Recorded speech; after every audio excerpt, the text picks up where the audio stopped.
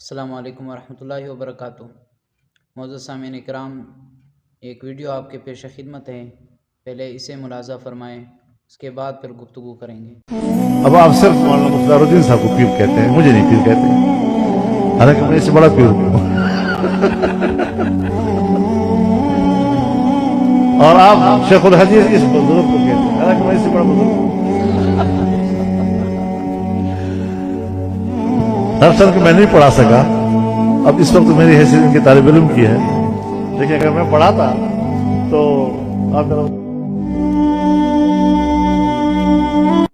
شیخ الحدیث حضرت اقدس مولانا زکریا کے خلیفہ اجل جلیل القدر آپ کے خلیفہ تھے، اور آپ کے مجاز تھے۔ مجاز نہیں کرا، مجاز، یہ ہمارے بات مولوی نہیں کہتے مجاز، مجاز تو بڑی گالی ہے، تو خلیفہ مجاز تھے حضرت اقدس مولانا پیر مختار الدین رحمۃ اللہ علیہ کربوگا والے پاکستان کے۔ بڑا سلسلہ تھا ان کا، بہت بڑا سلسلہ تھا۔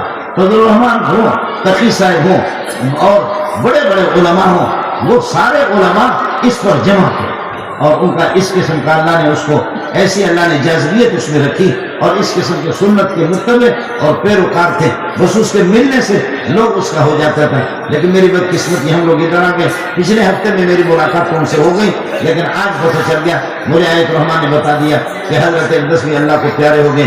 یہ بزرگ ہم سے جا رہے، سراج الاسلام بھی چلا گیا، نانوتوی بھی چلے گئے، تھانوی بھی چلے گئے، مدنی چلے گئے، مفتی سعید پالنپوری چلے گئے، انور شاہ کشمیری بھی چلے گئے، شمس الحق فرید آبادی رحمۃ اللہ علیہ چلے گئے، اور شہید الاسلام رحمۃ اللہ علیہ چلے گئے۔ بڑے بڑے لوگ آپ کے بنگلہ دیش کے بڑے بڑے علماء، 8,000 کے، سلیٹ کے، جو حضرت مدنی رحمۃ اللہ علیہ کے خلفاء جتنا سلیٹ کے اندر اور آپ کے بنگلہ دیش میں، ہندوستان کے اندر بھی اتنے نہیں۔ دوستو، اللہ تعالیٰ سے دعا ہے کہ اللہ تعالیٰ ہمیں علماء کرام کی قدردانی کی توفیق عطا فرمائے، اور حفاظ کرام کی اور دینی طبقے کے جتنے بھی لوگ ہیں جو اللہ کے احکامات نبی علیہ السلام کے طریقوں پر چلنے والے ہیں، ان کی پیروی اور ان کی قدردانی کرنے کی توفیق عطا فرمائے۔